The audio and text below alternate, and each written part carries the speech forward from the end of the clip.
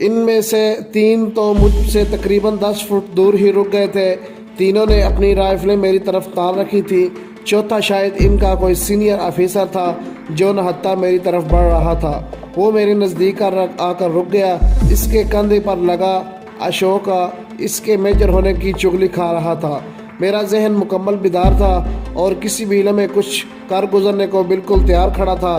اس سے پہلے کہ وہ کچھ کہنے کے لیے منہ کھولے، میں نے ایک نفسیاتی حربہ آزمانے کا فیصلہ کیا۔ سر کیا میں اس طرح ہاتھ کھڑے رکھ کر اپنی پہچان کراؤں گا؟ میں نے انگریزی میں اس سے کہا۔ اس نے ایک نظر میری سبز رنگ کی بھارتی فوج والی وردی پر ڈالی اور اس کے منہ سے نکلا اوکے۔ میں نے ہاتھ گرانے اور زمین بوس ہونے کا عمل ایک ہی لہجے میں دہرایا۔ میرا زمین پر گرنا میرے ساتھیوں کے لیے مخصوص اشارہ تھا۔ زمین پر گرتے ہی میری ٹانگ بھارتی میجر کی دونوں ٹانگوں کے عین درمیان میں لگی اور وہ منہ کے بل زمین پر آ رہا تھا۔ میرے دونوں ہاتھ اس کی گردن کے نزدیک پہنچنے تک میرے ساتھیوں کی گنوں کی ہونے والی فائرنگ اس کے تینوں سور میں اوندھے کر دیے تھے۔ اس لمحے میری آنکھ کے سامنے نائک حسن دین آن کھڑا ہوا۔ میرے اندر کا سارا قہر میرے ہاتھوں میں سمٹ آیا تھا۔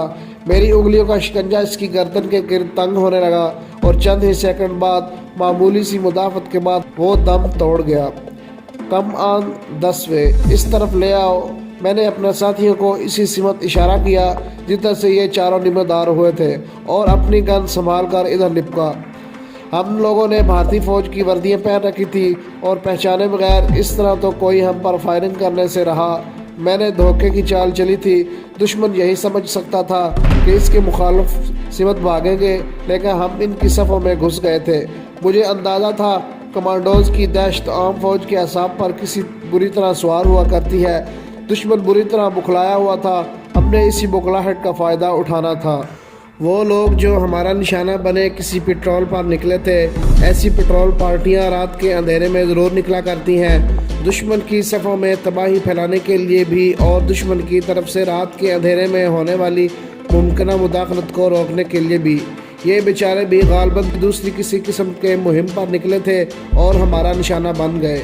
فائرنگ کی آواز نے نزدیک ہی ان کے ساتھیوں کو ہوشیار کر دیا تھا، کیونکہ اچانک ہی بے تحاشا فائرنگ شروع ہو گئی تھی۔ یہ دشمن کی بکھلاہٹ کا بہترین ثبوت تھا۔ وہ لوگ ہمارے پیرا لینڈنگ کے بعد سے مسلسل فائرنگ کر رہے تھے۔ سمت کا تعین کیے بغیر شاید ان لوگوں کے پاس پھونکنے کے لیے بے تحاشا گولہ بارود موجود تھا۔ ہم لوگ اب 3 ٹولیوں میں بٹ کر سفر کر رہے تھے۔ سب سے آگے میں اور 2 جوان تھے، اس کے بعد دوسری ٹولی اور اس کے بعد تیسری۔ ایک لمحے تو یہ دیکھ کر میں واقعی تز بز کا شکار ہوا کہ ہم دشمن کے مورچہ بندیوں کے عین درمیان پہنچ چکے تھے۔ اگر دشمن نے ذرا بھی عقل مندی کا مظاہرہ کیا تو ہمارے پکڑے جانے میں کوئی کسر باقی نہ رہ جاتی۔ میرے لیے ضروری ہو گیا تھا کہ دشمن کی بکھلاہٹ میں اضافہ کرتا چلا جاؤں۔ ہمارے دائیں بائیں ان کے افسران کی اونچی اونچی گالیوں کی آوازیں بخوبی سنائی دے رہی تھیں۔ وہ اپنے جوانوں کو گالیاں بکتے ہوئے انہیں مختلف سمتوں میں بھگا رہے تھے۔ یہ لوگ ہم سے بمشکل 2 گز کی دوری سے بھاگے چلے جا رہے تھے، لیکن کسی نے ہم سے پوچھنے کی زحمت نہ کی۔ وہاں کسی کے پاس شاید اتنی مہلت ہی نہ تھی۔ کمانڈوز کی موجودگی کا علم اور پھر ثبوت مل جانے کے بعد عام فوجیوں کے لیے خود پر قابو رکھنا خاصا مشکل ہوتا ہے۔ ان کے افسران نے گالیوں کے دوران اس بات کا اعلان بھی کر دیا تھا کہ پاکستانی کمانڈوز نے ایک پیٹرول پارٹی کا مکمل صفایا کر دیا ہے۔ اس انکشاف نے تو بیچاروں کا رہا سہا مورال بھی تباہ کر دیا تھا۔ اب وہ ہونکوں کی طرح منہ اٹھائے پاکستانی کمانڈوز کو ڈھونڈتے پھر رہے تھے جو ان کے درمیان گھوم رہے تھے۔ میری مراد جلد ہی بر آئی جب مجھے ایک جگہ بڑی خوبصورتی سے کیموفلاج کیے گئے 4 ہیوی ٹرک نظر آئے۔ میں بخوبی اندازہ کر سکتا تھا کہ ان میں گولہ بارود ہوگا، کیونکہ انہیں بڑی بڑی جنگلی گھاس کے درمیان کھڑا کیا گیا تھا اور بے شمار سبز رنگ کے جال بھی ان پر ڈالے گئے تھے۔ ٹرکوں کی چھتوں پر مجھے درختوں کی کئی شاخیں بھی بخوبی دکھائی دے رہی تھی۔ میں نے دونوں ٹولیوں کو آگے نکل جانے کا حکم کیا اور یہاں سے تقریباً 200 گز دور رک کر اگلے احکامات کا انتظار کرنے کا حکم دیا اور اپنے دونوں جوانوں کے ساتھ وہیں رک گیا۔ گولہ بارود کے ان ٹرکوں کی حفاظت کے لیے جو 2 گارڈ لگائے گئے تھے وہ بھی مجھے جلد ہی نظر آ گئے۔ دونوں ٹرکوں کی پشت سے گھوم کر اب ہم اس طرف آ رہے تھے۔ وہ تباہ کن ڈیٹونیٹر جو ہم سے دشمن کے ہوائی اڈوں کی تنصیبات کو تباہ کرنے کے لیے اٹھا رکھے تھے، اب استعمال کرنے کا وقت آ گیا تھا۔ میں نے اپنے دونوں ساتھیوں کو ہدایت دی، وہ میری پشت سے واپس گھومے گئے۔ خود میں اب بڑی بے نیازی سے چلتا ہوا ان کے سنتریوں کی طرف جا رہا تھا، جو سرگوشیوں میں شاید یہاں موجود کمانڈوز کا تذکرہ کر رہے تھے۔ میں اچانک ہی ان کے سامنے نمودار ہوا۔ میں نے بھارتی کیپٹن کی وردی پہن رکھی تھی اور پیرا کمانڈوز کا خاص نشان میری وردی پر نمایاں تھا۔ مجھے اچانک وہاں دیکھ کر وہ گڑبڑا گئے۔ اے گدھو، کیا کر رہے ہو یہاں؟ یہ ڈیوٹی ہے تمہاری۔ دونوں نے سہمے ہوئے انداز میں ایڑیاں بجا کر مجھے تعظیم دی۔ دہشت کے مارے ان کے منہ سے ایک لفظ بھی نہیں نکل رہا تھا۔ دفع ہو جاؤ اور اپنی کمپنی میں رپورٹ کرو۔ اس ڈمپ کی حفاظت میرے جوان کریں گے۔ Now get out, march double کر کے جاؤ۔ میں نے انہیں ڈانٹتے ہوئے ان کی کمپنی کی طرف روانہ کر دیا۔ بیچارے عام فوجی تھے جنہیں اپنی ملازمت کے سوا اور کسی بات کا خوف دامنگیر نہیں ہوتا۔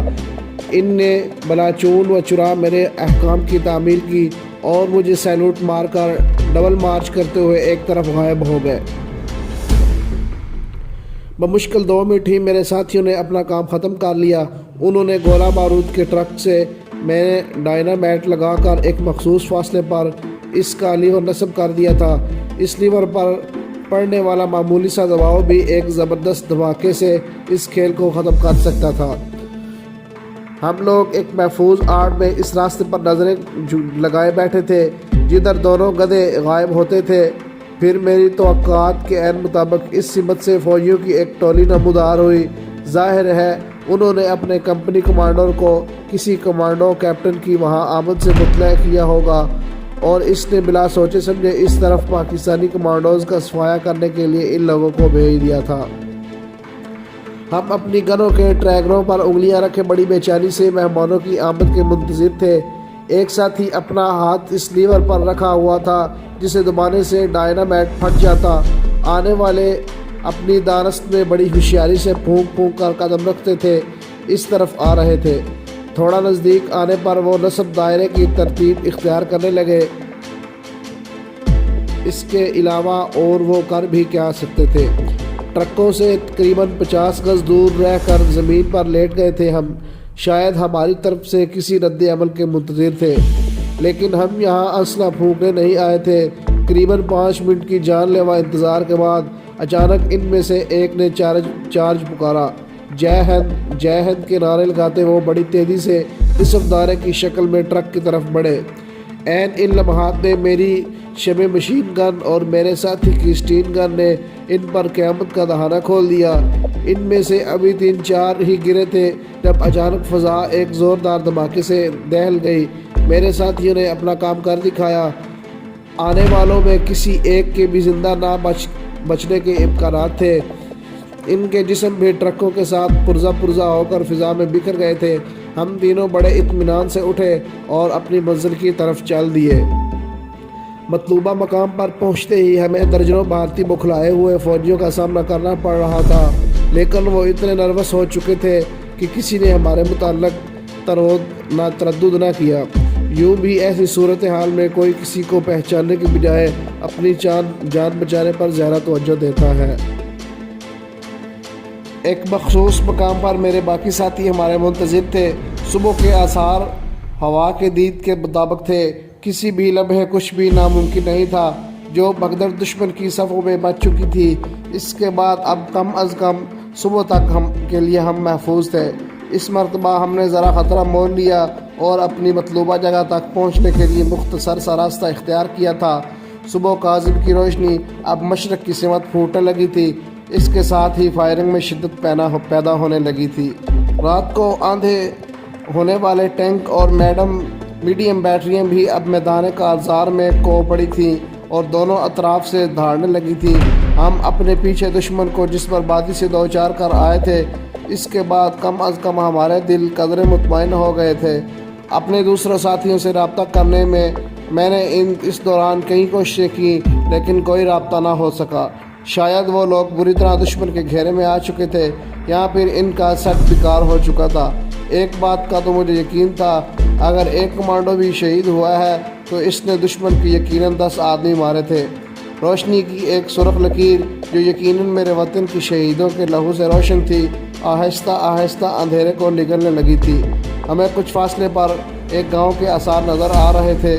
فی الوقت ہم نے یہیں قیام کرنا تھا۔